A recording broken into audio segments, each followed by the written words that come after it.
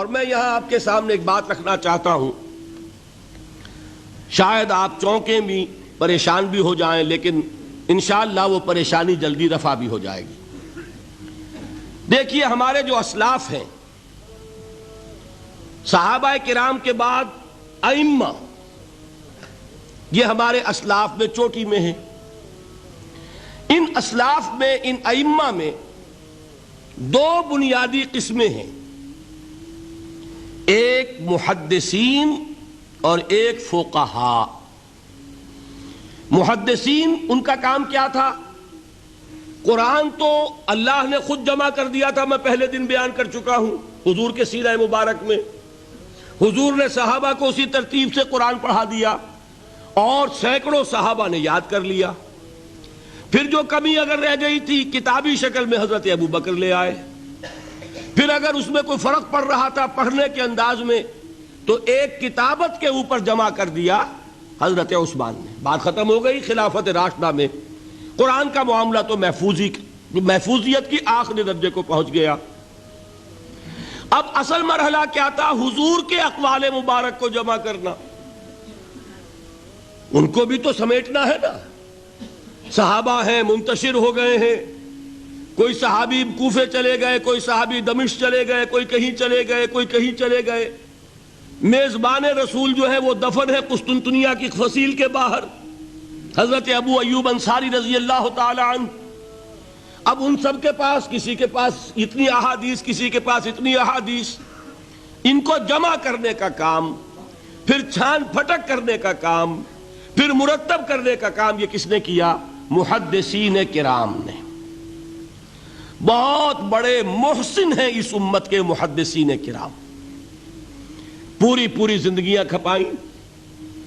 ایسا بھی ہوا ہے ایک صحابی مدینے سے چلتے ہیں، ایک محدث مدینے سے چلتے ہیں، انہیں معلوم ہوتا ہے کہ ایک صحابی دمشق میں ہے، ایک حدیث وہ بیان کرتے ہیں، ذرا باریک بات ہے سمجھ لیجئے گا۔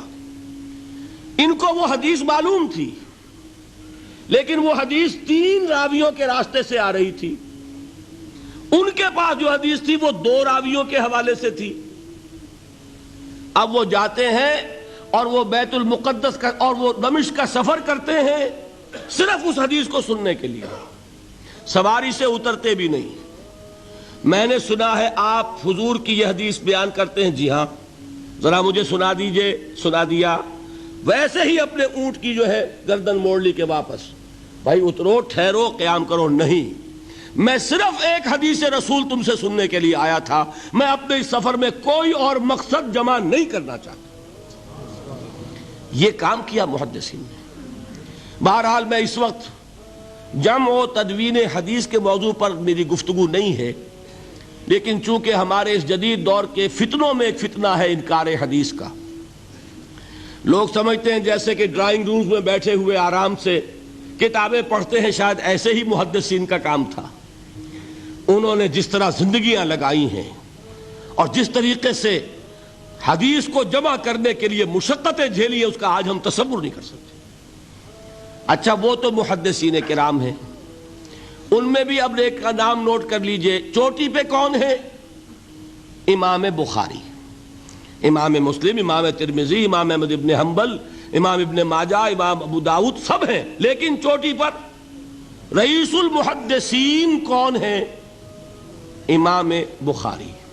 اچھا، اب تیسرا طبقہ ہے ہمارے ہاں، دوسرا، وہ ہے فقہاء۔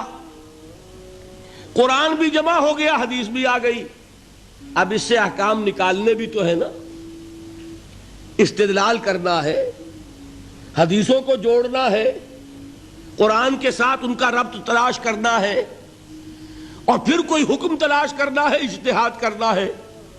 یہ کام جنہوں نے کیا انہیں ہم کیا کہتے ہیں؟ فقہاء کرام۔ اور ان میں بہرحال جو لوگ یہاں جمع ہیں، مجھے یقین ہے کہ وہ اس بات کو تسلیم کرتے ہوں گے کہ ان میں چوٹی پر ہیں امام ابو حنیفہ رحمۃ اللہ علیہ، امام اعظم۔ ٹھیک ہے، کسی کی رائے ذرا مختلف بھی ہو سکتی ہے، کوئی شافعی مسلک کا ہے تو امام شافعی کو بہرحال وہ اونچا درجہ دے گا، مالکی مسلک کا ہے تو امام مالک سے اسے زیادہ نسبت ہے، لیکن واقعہ یہ ہے پوری دنیا نے تسلیم کیا ہے کہ قانون کا جتنا سینس امام ابو حنیفہ کو ہے، قانون ایک علیحدہ شے ہے، اخلاقیات علیحدہ چیز ہیں، ایک شے کا اخلاقی تقاضا کچھ اور ہے، قانونی تقاضا کچھ اور ہے۔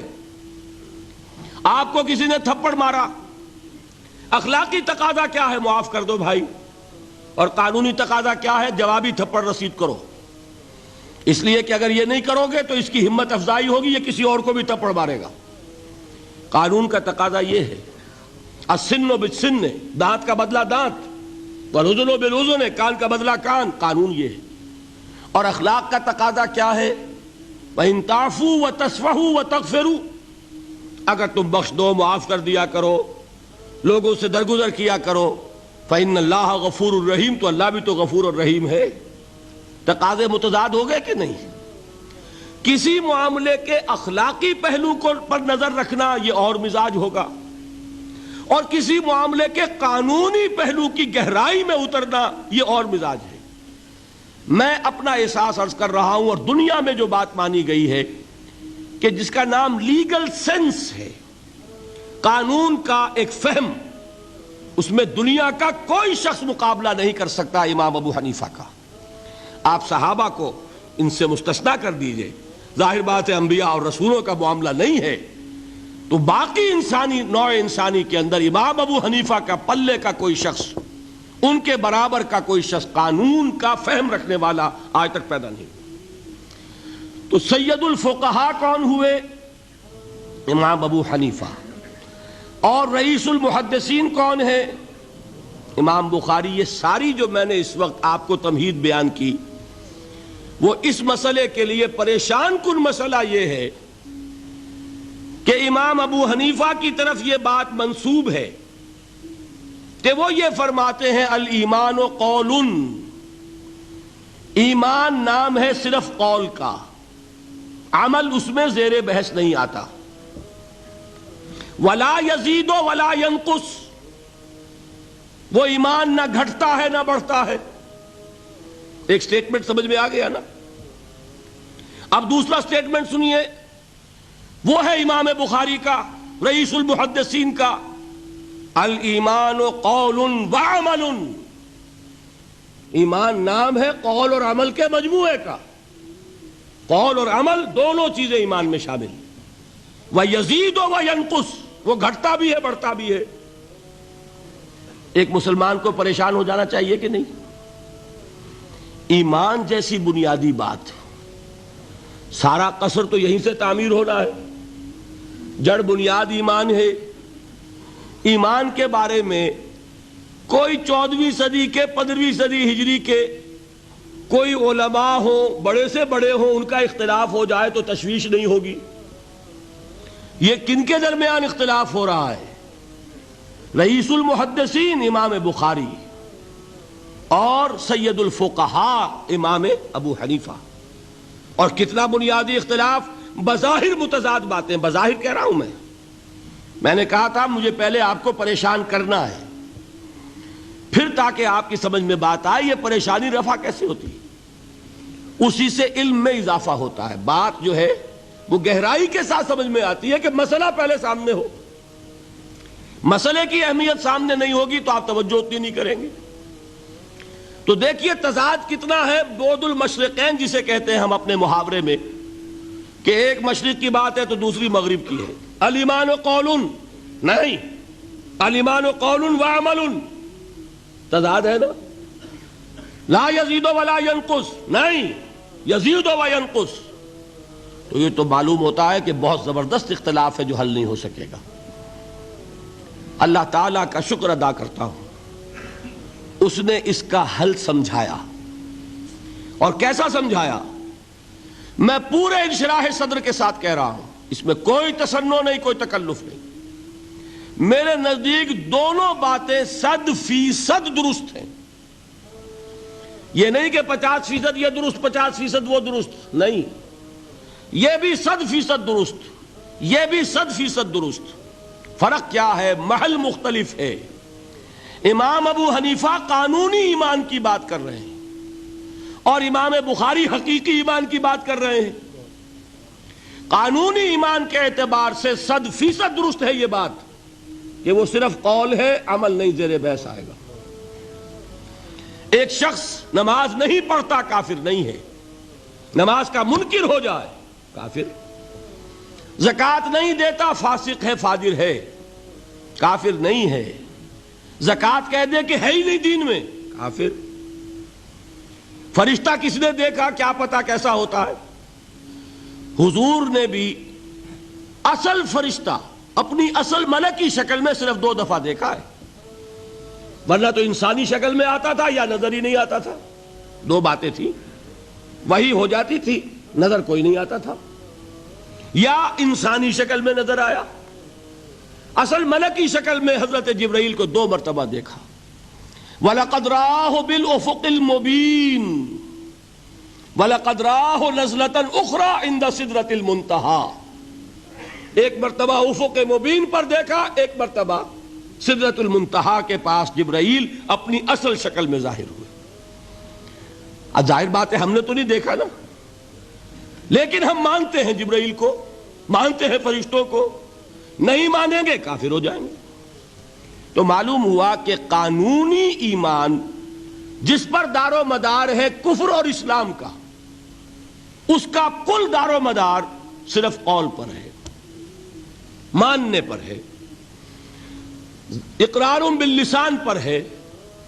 یہ بات آپ نے سنی ہوگی، امام ابو حنیفہ کا قول ہے 100% درست کہ گناہ کبیرہ سے بھی انسان کافر نہیں ہوتا۔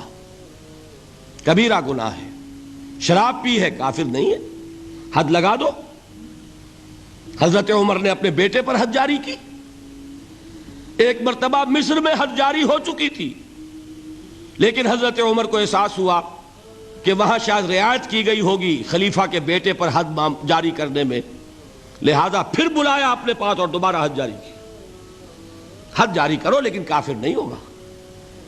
اگر کسی سے زنا ہو گیا ہے، میں آپ کو واقعہ سنا چکا، غامدی خاتون، حد جاری ہو جائے گی، لیکن یہ کہ اس کو کافر نہیں کہہ سکتے۔ کافر کیا کہیں گے؟ میں تو سنا چکا آپ کو کہ ذرا کسی نے کہہ دیا بے حیا عورت تھی تو حضور نے کیسی ڈانٹ پلائی ہے، کتنا اس کا رتبہ بیان کیا ہے۔ اس نے تو وہ توبہ کی ہے کہ مگر مدینے کی پوری آبادی پر اس کو تقسیم کر دیا جائے تو سب کی نجات کے لیے کافی ہو جائے۔ معلوم ہوا تکفیر اور ہے اور کسی کا فاسق و فاجر ہونا اور ہے۔